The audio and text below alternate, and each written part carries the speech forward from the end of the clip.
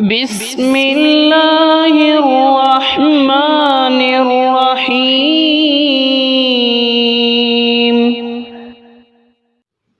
جی السلام علیکم ورحمۃ اللہ وبرکاتہ۔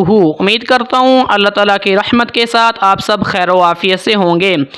آج کا ہمارا ٹاپک ہے حروف شمسی کون سے ہوتے ہیں اور ان کو کیسے پڑھا جاتا ہے، اور حروف قمری کون سے ہوتے ہیں، ہم نے ان کو کیسے پڑھنا ہوتا ہے۔ سب سے پہلی بات آپ یہ سمجھ لیں کہ حروف شمسی کو انگلش میں کہتے ہیں سن لیٹرز، اور حروف قمری کو ہم بولتے ہیں مون لیٹرز۔ ٹھیک ہے، قرآن پاک کے اندر جتنے بھی حروف استعمال ہوتے ہیں وہ ہوتے ہیں 29 حروف استعمال ہوتے ہیں الف سے لے کر یا تک۔ اگر میں الف کو نکال دوں تو باقی حروف ہمارے پاس بنتے ہیں 28 حروف بنتے ہیں جو قرآن پاک کے اندر استعمال ہوتے ہیں الف کے علاوہ، کیونکہ آج کا ہمارا ٹاپک حروف شمسی اور حروف قمری کے اوپر ہے۔ اس کے اندر ہم نے جو حروف ہم نے کاؤنٹ کرنے ہیں وہ ہے 28 الف کو چھوڑ کے۔ چلتے ہیں ویڈیو کی طرف۔ سب سے پہلی بات آپ یہ سمجھ لیں حروف شمسی کون سے ہوتے ہیں۔ آپ یہ سمجھ لیں کہ ڈیفینیشن اس کی کچھ اس طرح سے ہوگی کہ جب بھی کسی عربک ورڈ کے سٹارٹنگ میں ہم الف اور لام لگا دیتے ہیں اور لام کو نہ پڑھا جائے تو لام کے بعد والا جو حرف ہوتا ہے وہ کہلاتا ہے حروف شمسی۔ الف لام سٹارٹنگ میں لگے لیکن لام کو چھوڑ دیا جائے، نہ پڑھا جائے، تو لام کے بعد والا حرف حروف شمسی کہلاتا ہے۔ جیسے کہ یہاں پہ دیکھیں مثال آپ کو دوں گا، الناسی۔ اب یہاں پر الف اور لام یعنی کہ حمزہ اور لام استعمال ہوئی ہے الناسی، تو کیا ہم لام کو پڑھ رہے ہیں؟ ہم لام کو نہیں پڑھ رہے۔ تو جب بھی لام کو نہ پڑھا جائے لام کے بعد والا جو حرف ہوتا ہے وہ حروف شمسی کہلاتا ہے۔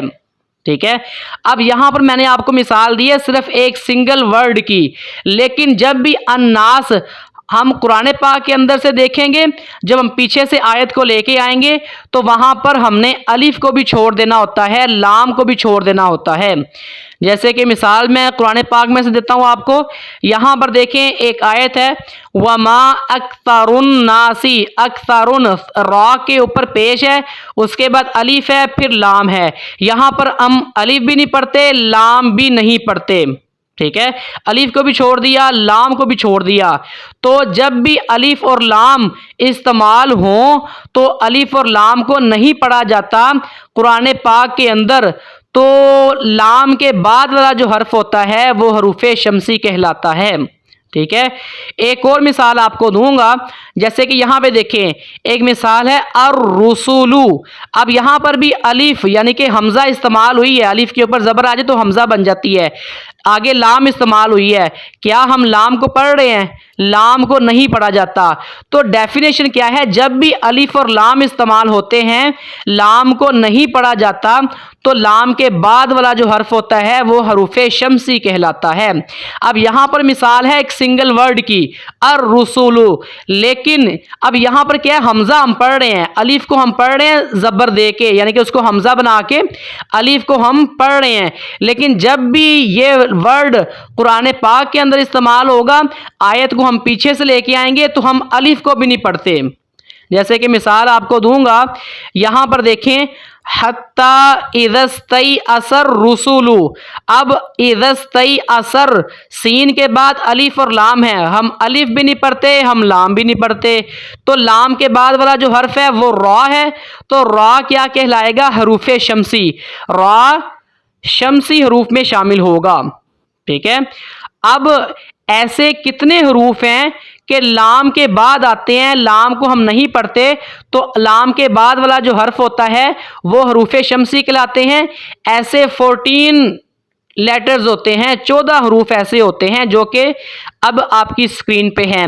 یہ 14 حروف ایسے ہیں کہ لام کے بعد یہ آئیں گے لیکن آپ نے لام کو نہیں پڑھنا، لام کو نہیں پڑھنا، اور لام کے بعد جب بھی یہ حروف آ جائیں آپ نے لام کو چھوڑ دینا ہوتا ہے، لام کو آپ لوگوں نے نہیں پڑھنا ہوتا۔ یہ حروف کہلاتے ہیں حروف شمسی۔ क्लियर हो गया है। अब देखते हैं हरूफ कमरी किसे कहते हैं, मून लेटर्स। अब इन 14 हरूफ के अलावा बाकी जो 14 हरूफ बचते हैं वो कहलाते हैं हरूफ कमरी। हरूफ शमसी में था कि लाम, अलिफ और लाम इस्तेमाल होता है तो हम लाम को नहीं पढ़ते, ठीक है, एक सिंगल वर्ड की मैंने मिसाल दी थी।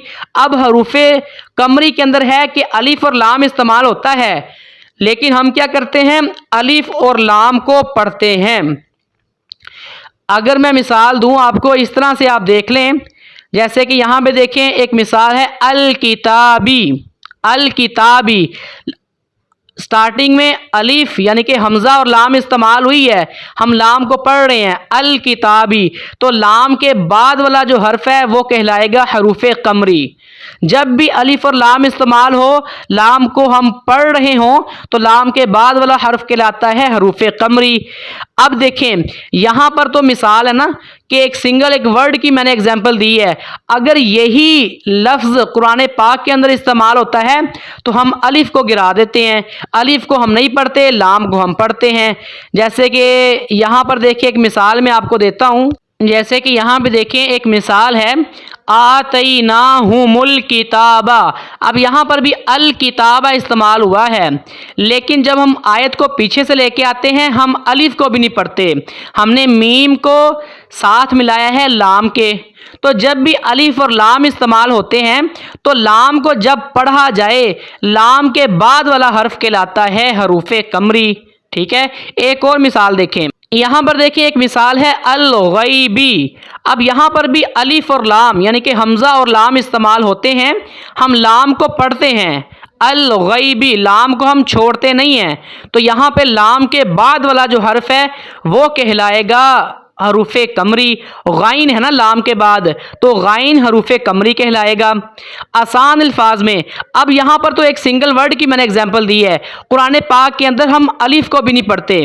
जैसे कि यहाँ पे देखें एक मिसाल मैं आपको देता हूँ, ज़ालिका मिन अंबाइल गैबी। इल गैबी, हमज़ा को आगे लाम के साथ हम मिलाते हैं, हमज़ा के बाद वाला जो अलिफ है हम उसको नहीं पढ़ते, तो उसको पढ़ें या फिर ना पढ़ें। आसान अल्फाज में ये है कि अलिफ और लाम इस्तेमाल हो, लाम अगर पढ़ी जाती है तो लाम के बाद वाला हर्फ कहलाता है हरूफ कमरी, और अगर लाम इस्तेमाल हो लेकिन हम लाम को नहीं पढ़ते, छोड़ देते हैं, तो लाम के बाद वाला हर्फ कहलाता है हरूफ शमसी। अब ऐसे कौन कौन से हरूफ हैं कि लाम को हम पढ़ते हैं? 14 लेटर्स हैं, 14 हरूफ हैं जो कि आपकी स्क्रीन पे हैं। यहाँ पर देखें हा से लेके या तक मैंने हरूफ लिखे हैं, तो लाम के बाद जब भी ये हरूफ आएंगे ना तो वहां पर हमने लाम को पढ़ना होता है, ठीक है। तो ये कहलाते हैं हरूफ कमरी। ऐसी सूरत में जब अलिफ लाम इस्तेमाल हो और लाम के बाद इन हरूफ में से कोई भी हरफ आता है तो ऐसी सूरत में लाम को हमने पढ़ना होता है। लेकिन इसके बिल्कुल ऑपोजिट जाते हैं हरूफ शमसी। कौन से होते हैं? जो कि आपकी स्क्रीन पे हैं। अलिफ और लाम इस्तेमाल होता है, लेकिन अगर अलिफ और लाम के बाद इन 14 लेटर्स में से 14 हरूफ में से कोई भी हर्फ इस्तेमाल हो तो वहां पर हमने लाम को नहीं पढ़ना होता, ठीक है। अब एक क्वेश्चन है जो कि आपके माइंड में है। अब आप सोच रहे होंगे कि अलिफ और लाम के बाद, वैसे भी लाम के बाद जो हर्फ होता है उसके ऊपर तशदीद आ जाती है, तो हरूफ शमसी और हरूफ कमरी का हमें क्या फ़ायदा है? ये हमें कब फ़ायदा देते हैं? जब भी आप इबारत लिखेंगे अरबी के अंदर। जैसे कि अरबी के अंदर मुझे आज भी याद है, जब मैं स्टूडेंट था तब हमें बताया जाता था, जब हमारे टेस्ट जब होते थे, एग्ज़ाम जब होते थे ना अरबी के, तो हमें बोलते थे कि अरबी के अंदर आप एप्लीकेशन लिखें जहां पर आपने फ़ीस माफ़ी की या फिर बीमारी की दरख्वास्त आपने लिखनी है, तो टोटल आप एप्लीकेशन लिखें अरबी के अंदर, या फिर अपने भाई को आप ख़त लिखें अरबी के अंदर।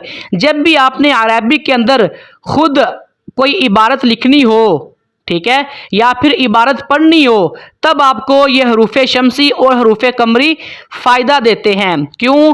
आपको समझ आ जाती है ये हरूफ कमरी हैं तो ये हरूफ शमसी है, यहाँ पर लाम पढ़नी है, यहाँ पर लाम नहीं पढ़नी। उम्मीद करता हूँ कि आज की वीडियो आपको अच्छी लगी होगी। अल्लाह ताला हमारा हामी व नासिर हो।